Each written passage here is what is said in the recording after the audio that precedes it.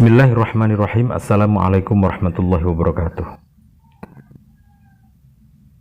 Tidak mudah memahami dan mewarisi sejarah bangsa Indonesia, apalagi kalau kita membaca perjalanan bangsa-bangsa pendahulu kita di masa lalu. Kita akan disuguhi sejarah yang terputus-putus, saling memusuhi dan menafikan. Akibatnya, kita kehilangan keteladanan, bahkan kita tidak memiliki para pendahulu kita. Kita tidak simpati, karena cerita yang kita terima, mereka saling menghabisi. Saya akan menunjukkan sisi lain sejarah yang dimiliki oleh kaum santri, atau kita dengar dari para kiai. Apabila kita menerima pelajaran sejarah bahwa Mataram berdiri setelah mengalahkan Pajang, Pajang berdiri setelah merebut Demak, Demak berdiri setelah menumbangkan pendahulunya Majapahit, Majapahit berdiri setelah mengalahkan Jayakatwang, Jayakatwang menjadi raja setelah membodohi Kertanegara. Maka berita lain yang juga patut kita renungi adalah kerajaan-kerajaan para penguasanya di masa lalu telah mewariskan, telah menyerahkan tongkat kepemimpinan dari satu generasi ke generasi. Saya akan menunjukkan statement penting yang diberikan oleh Kiai Haji Bisri Mustafa dari Rembang. Kiai Bisri menuliskan dalam satu manuskrip tipis, tetapi akan menjadi lentera yang bisa kita renungi hari ini. Beliau mengatakan bahwa sejatinya hampir semua penguasa di Jawa atau di Nusantara itu pada akhirnya diteruskan oleh para wali, para raja-raja muslim.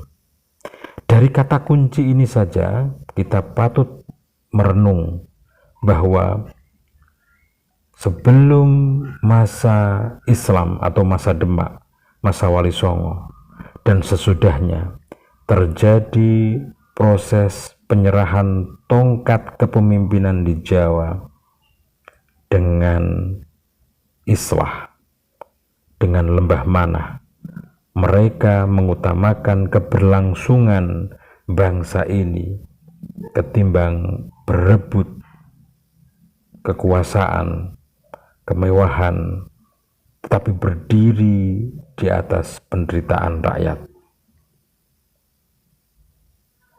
Maka berita yang mengatakan bahwa Majapahit dan Demak bersitegang harus kita kaji ulang. Berita yang mengatakan bahwa Mataram mempecundangi Demak harus kita gali lagi.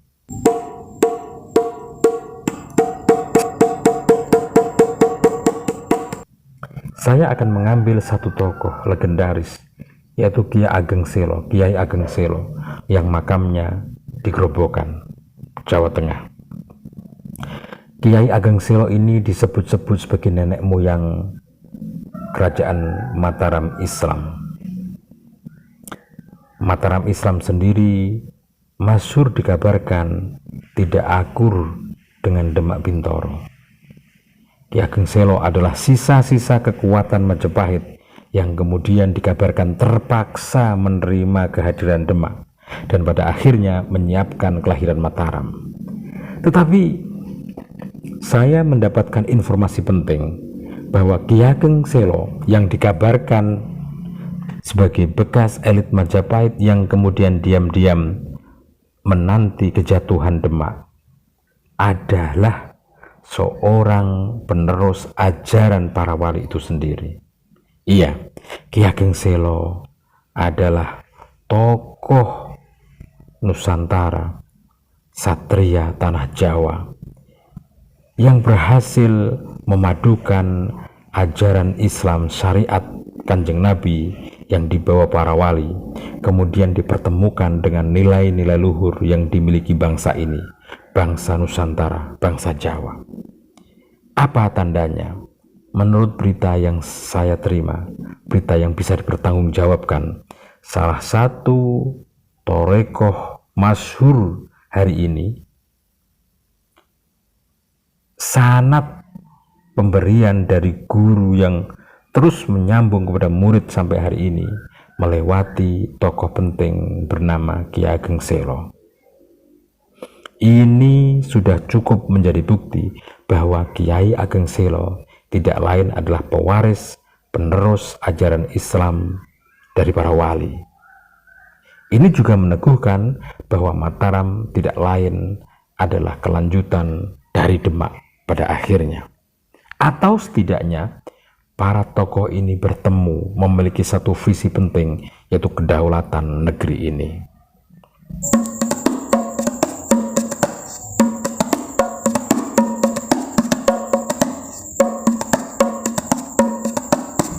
Kemudian tokoh lain yang juga penting kita renungi adalah Sultan Hadiwijaya atau Mas Karebet, dan mudahnya dikenal dengan Joko Tingkir.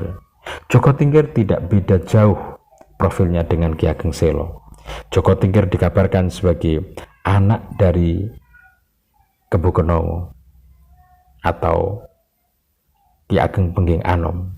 Kebo Kenongo putra Handayaningrat.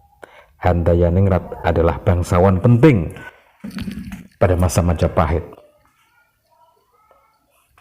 Artinya Hadiwijaya tidak lain adalah sisa-sisa kekuatan Majapahit yang kemudian menyusup ke Demak dan pada akhirnya mendirikan dinasti sendiri.